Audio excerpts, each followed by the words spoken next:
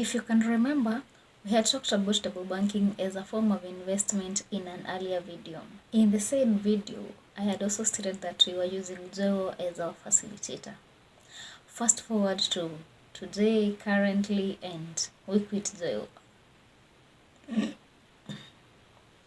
Hi, I'm Leleti, and I will talk about money and general lifestyle issues. If these are topics that you would be interested in, kindly consider subscribing and hitting the notification button. Also, don't shy away from sharing your comments in the comment section. So, just to recap, we are a channel that engages in table banking. We use table banking as a form of investment as well as a source of financing for personal things as well as businesses.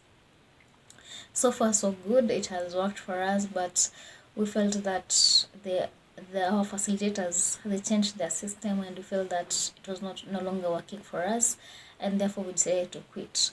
So with every growing economy, there is bound to be changes, and we did not mind the changes. So there was a change in their systems, and at first we thought they were just teething problems, but going after some time, then we just saw that it was no longer working for us and decided to quit.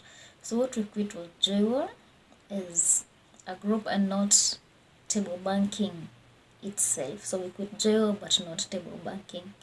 How do we facilitate our meetings? We got an independent facilitator, so she freelances. So if you are in need of one, I can refer her to you. She's excellent in that. So what were the reasons that we quit, that made us quit? Then we have 5 reasons.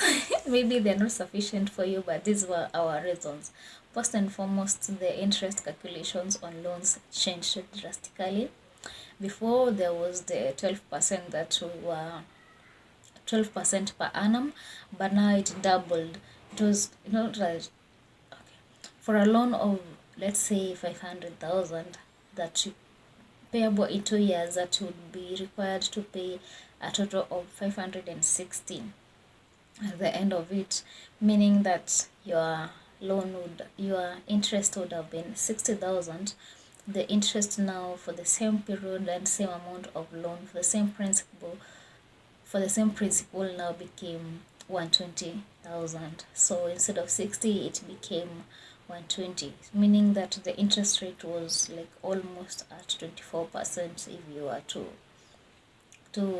work it out, meaning that there was no difference between getting a loan from the chama and the bank.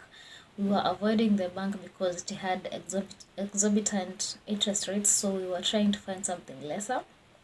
So it did not make sense that we would take something whose interest rate is equivalent to that of the loans or other banking institutions. So the interest was one of the major part of it, because we are chamas, we are guaranteeing ourselves, members are guaranteeing the other members' loans. So even if we calculate, even if we earn interest, it will come back to the members as dividends at the end of the year. So there's no reason to exert so much from us if it is still coming back to us. It could be considered something good, but it beats the purpose of the group.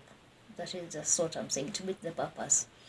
The other one was member requirement. We had a minimum of 10 members per chama, and okay, in my chama, we had more than 10 members, of course, but with time we had defaulters and other people jumped ship, so now we were at 6 members.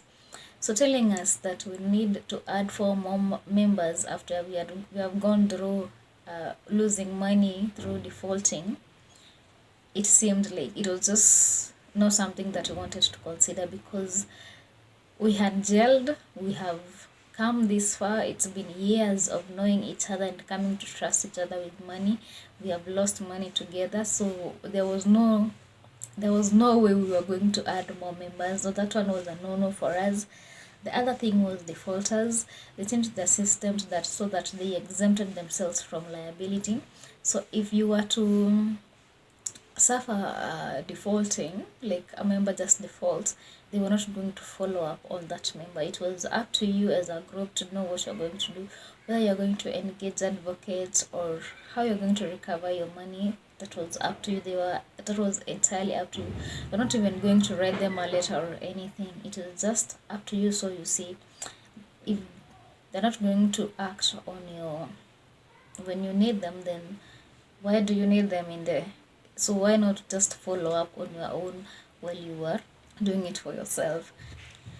The fourth reason is that they owed us money and they did not refund it. So we had taken a loan from them, and on paying it back, we paid more installments, more months than we were supposed to. So we overpaid the loan. We brought this to their attention, to our facilitator, who brought it up with the office, but nothing was done.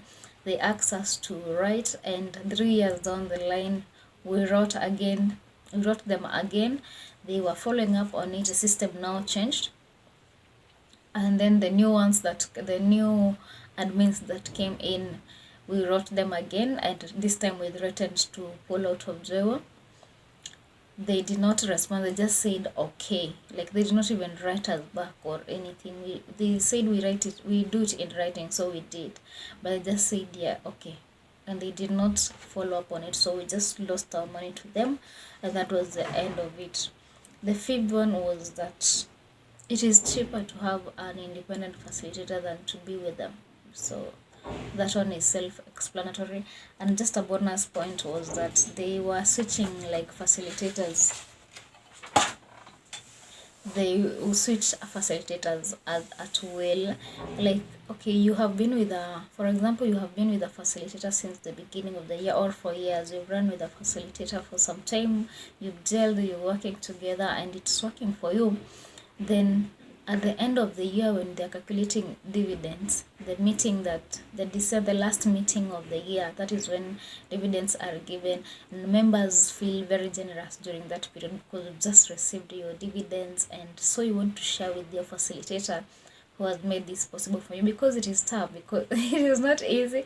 Sometimes people want more loan than they are supposed to, or they qualify for. So it's the facilitator to put his or her foot down and say that this is the amount you qualify for and this is what you're taking, so that the facilitator really helps with the group.